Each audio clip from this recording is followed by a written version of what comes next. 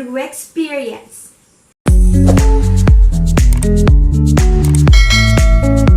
Hey guys, welcome back to my channel. This is me again, Teacher Pauline, and I am here to discuss about Learning Through Experience by John Dewey, which popularly quoted as learning by doing. Throughout the United States and the world at large, the name of John Dewey has become synonymous with the progressive education movement.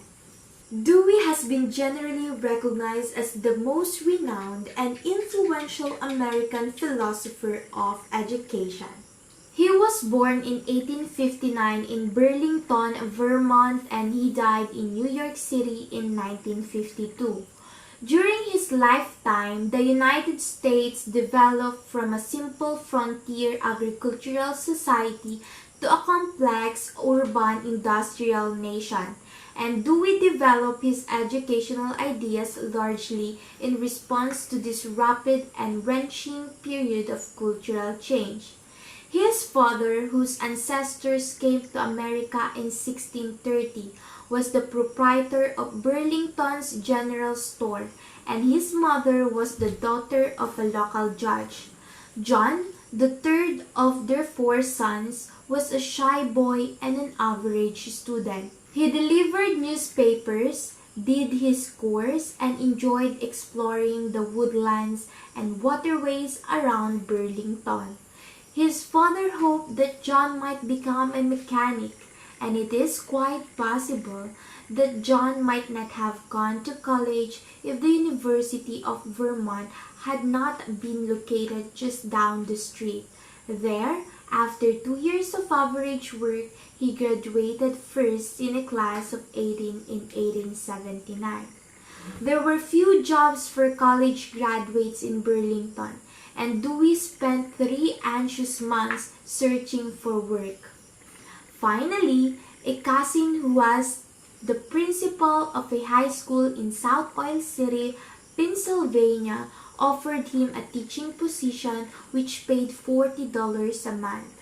After 2 years of teaching high school Latin, algebra, and science, Dewey returned to Burlington to teach in a rural school closer to home. With the encouragement of H.A.P. Torrey, his former philosophy professor at the University of Vermont, Dewey wrote 3 philosophical essays, which were accepted for publication in the Journal of Speculative Philosophy, whose editor, William Torrey Harris, hailed them as the products of a first-rate philosophical mind. With this taste of success and a $500 loan from his aunt, Dewey left teaching to do graduate work at Johns Hopkins University. There he studied philosophy, which at that time and place primarily meant Hegelian philosophy and German idealism, and wrote his dissertation of the psychology of Kant. After he received the doctorate in 1884, Dewey was offered a $900 a year instructorship in philosophy and psychology at the University of Michigan. In his first year at Michigan, Dewey not only taught but also produced his first major book, Psychology.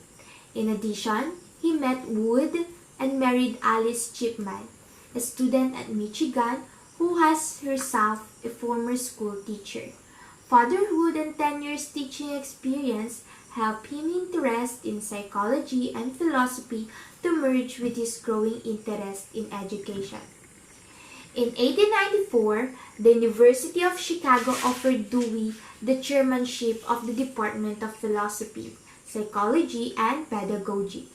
At Chicago, he established the now famous Laboratory School, commonly known as the Dewey School, where he scientifically tested, modified, and developed the psychological and educational ideas. An early statement, his philosophical position in education, My Pedagogic Creed, appeared 3 years after his arrival at Chicago. 4 other major educational writings came out of Dewey's Chicago experience. The first 2, The School and Society, which was first published in 1899, and The Child and the Curriculum, were lectures which he delivered to raise money and gain support for the laboratory school. Although the books were brief, they were clear and direct statements of the basic elements of Dewey's educational philosophy and his psychology of learning. Both works stressed the functional relationship between classroom learning activities and real-life experiences, and analyzed the social and psychological nature of the learning process. Two later volumes, How We Think and Democracy and Education, elaborated these themes in greater and more systematic detail.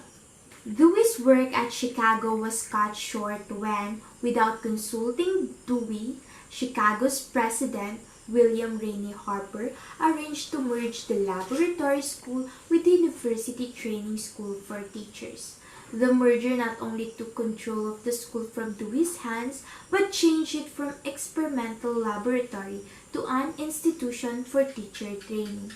Dewey felt that he had no recourse but to resign and wrote to William James at Harvard and to James M. Cattell at Columbia University, informing them of his decision.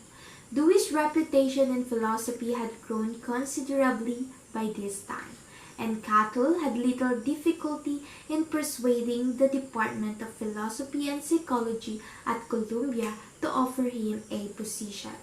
Because the salary offer was quite low for a man with 6 children, 3 more had been born during his 10 years at Chicago. Arrangements were made for Dewey to teach an additional 2 hours a week at Columbia Teachers College for extra compensation.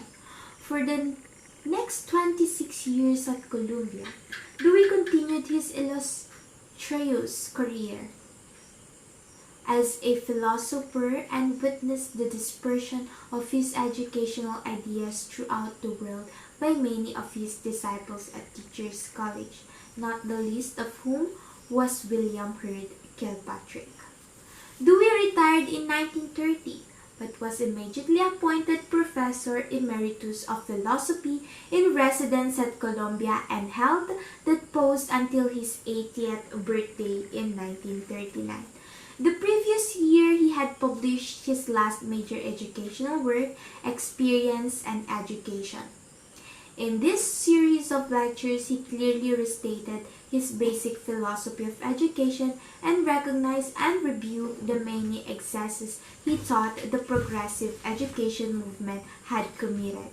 He chastised the progressive for casting out traditional educational practices and content without offering something positive and worthwhile to take their place. He offered a reformulation of his views on the intimate connection between learning and experience and challenged those who would call themselves progressives to work toward the realization of the educational program he had carefully outlined a generation before.